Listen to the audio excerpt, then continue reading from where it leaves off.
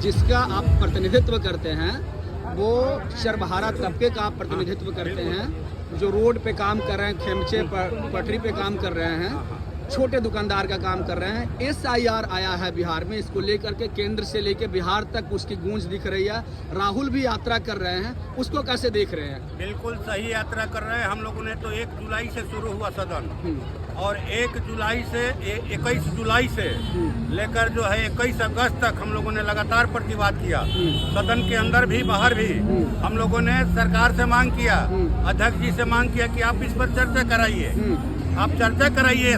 इतना बड़ा फैसला ले लिया आपने, ये कि सिर्फ कुछ लोगों का मामला है, 65 लाख लोगों का मामला है। तो कहा कि चुनाव आयोग स्वायत्त है, इस पर चर्चा नहीं होगी।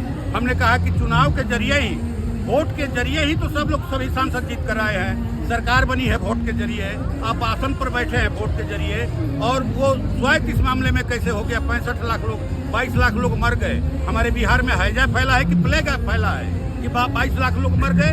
आप मैंने मजाक समझते हैं? मैंने जब कागज खाली जुटावे आदमी।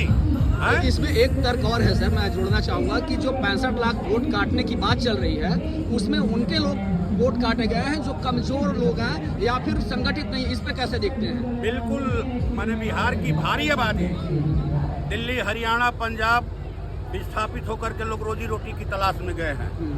अभी बिहार में एक सर्वे चला, नीतीश जी ने जमीन का सर्वे कराया। उस समय भी हम लोगों ने कहा कि भाई कैसा सर्वे कर रहे हैं आप? सर्वे तो हो चुका है बिहार में 2010 में, भूमि सुधार आयोग के जरिए, जिस आयोग ने कहा कि 21,85,000 एकड़ जमीन सीलिंग से फाजिल है, ठीक ना, भूदान की है, जिस पर बड़े बड़े जमींदारों ने, भूमि माफियाओं ने राइफल बंदूक के बल पर कब्जा जमा करके रखा है।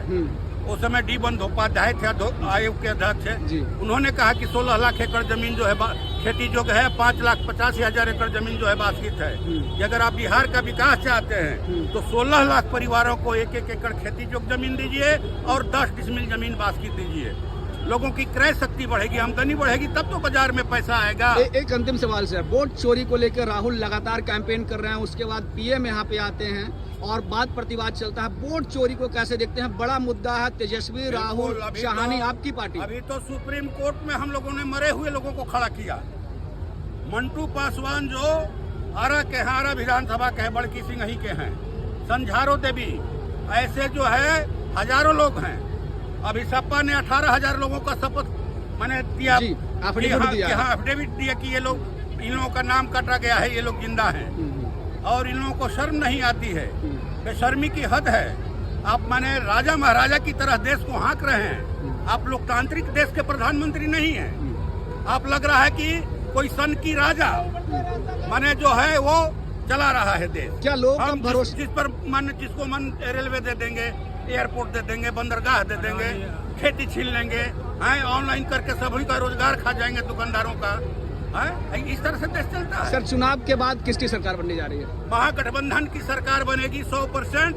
ये बहुत भारी है महागठबंधन, इसीलिए इन लोगों ने नाम काटा 65 लाख लोगों का, और लाखों लोगों का नाम ये नया जोड़े है। जिस तरह से महाराष्ट्र में, राजस्थान में, मध्य प्रदेश में, दिल्ली, हरियाणा में किया, ये बिहार में करना चाहते थे SIR के जरिए, लेकिन बिहार की जनता ने, राजनीतिक पार्टियों ने इनको समझा है और इनकी खटिया खड़ा करके हम लोग मानेंगे। धन्यवाद।